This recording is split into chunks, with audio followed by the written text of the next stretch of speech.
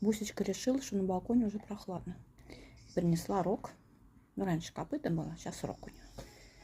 И грызет. Да, вот тут у нас свинья. Так, змею мы вспомнили. Ай, как вкусно.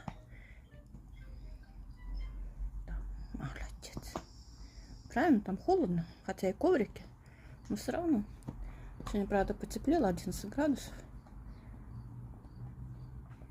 Но вчера опять шел ливень. Мокровато.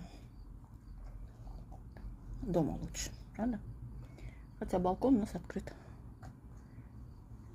Да, вот так. Вкусно. Да, да. Кушай, кушай. Так интересно.